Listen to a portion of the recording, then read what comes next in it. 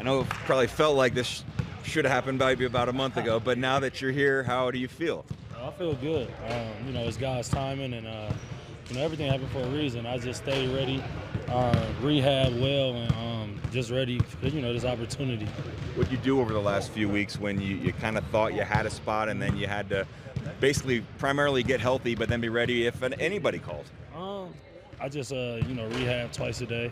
I was on it. I was in Ann Arbor at a big facility, Baylor. They see a lot of those injuries and work with a lot of the guys from Michigan football. So I was up there getting 2 times a day, and also just watching a lot of film and studying mainly Indiana, knowing I was here before. So just hopefully they call back, and I was blessed and fortunate to be in this position. So. What is it about their style that fits you, and how will you be able to perhaps jump right in and contribute? I think it'll be good. This is maybe the first team I've been on in the league with pace that I'm used to. At Iowa State, we was playing fast, try to get the first to 90 points. And I was in Denver, we played a little slower, and Minnesota and things like that. So here, being able to play with athletic guys that can shoot it. You don't got to bring the ball, walk it up every time. You can throw it ahead and play fast, and just show my ability to pass the ball and be able to create. So, and also defense. I think taking on that challenge, picking up full, I think it's a good thing to do. Timing-wise, to have your first game in Denver, of all places for you, that's to feel cool. Yeah, it feels cool. These fans, I was here 5 years, and every time I come here, it's love. They welcome me with open arms. It's just first game in altitude, so yeah, what a coincidence. But it's cool, man. I love being back here. Spent some good years here, had some good success. You're a vet of the altitude. You know it as a home player, as a visiting player. How do you help guys that are only here once or twice a year deal with it? I mean, you can't really, help guys out like that. It's just more so just that first 2, 3, 4 possessions, it's going to be tough. And then after that, you calm down, your adrenaline settles down, and, you be pretty good.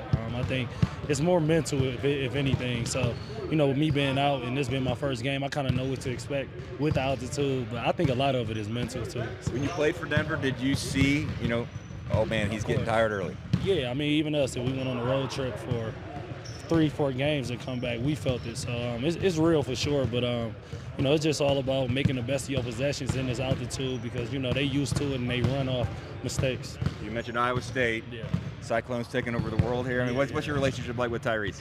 It's big time. I actually got a photo of Tyrese sophomore year. I had went to a game during the All-Star break. They had played Baylor.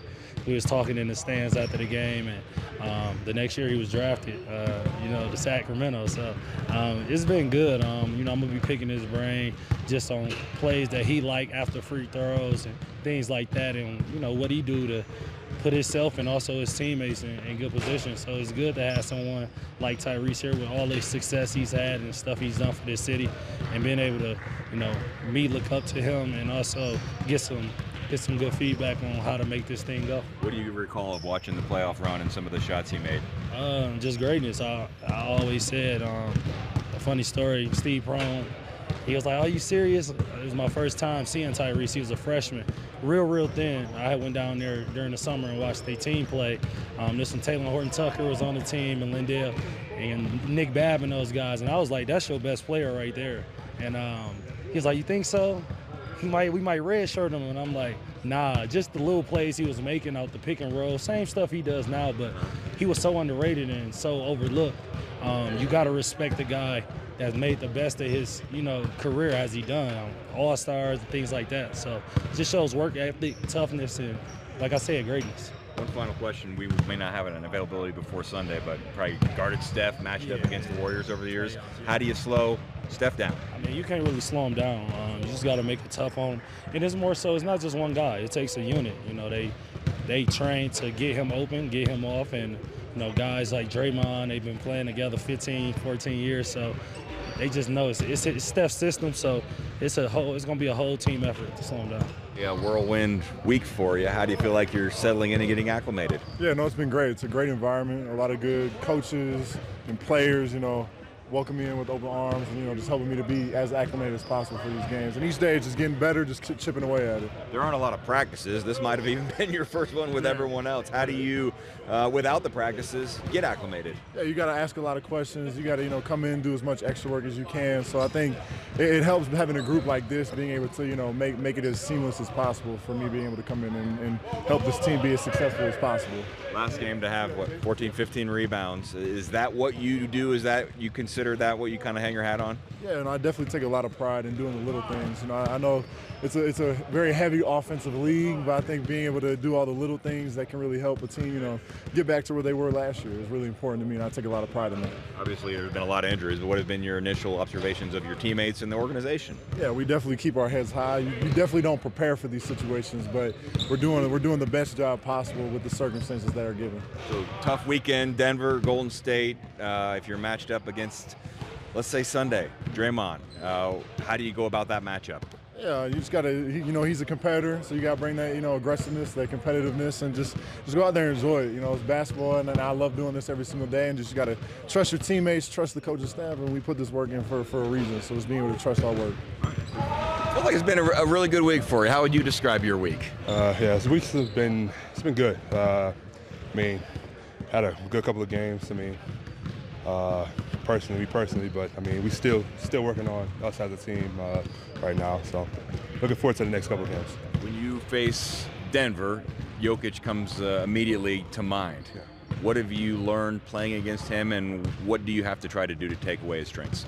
Jokic is a hell of a player. He's an all-star, NBA all-star, and it's gonna be a tough matchup, but I think I'm prepared for it. We're prepared for it as a team. I think just right now, knowing how to just stay down. He's a smart veteran player, so just learn how to just stay out of foul trouble and play low and not get stood up, because I think that's when I make my mistakes, is when I get stood up. So just guard him as much as I can. I think that's the goal to tomorrow night. Normally, when you guard someone, you think about keeping them from scoring. For him, is it keeping them from having passes? Yeah, he could do it all. I think just keeping him from getting the easy passes and easy buckets. I think that's what is going to be the goal for tonight. Just keep his mind racing, just thinking what can he do and what passes he can make. So I think we got it.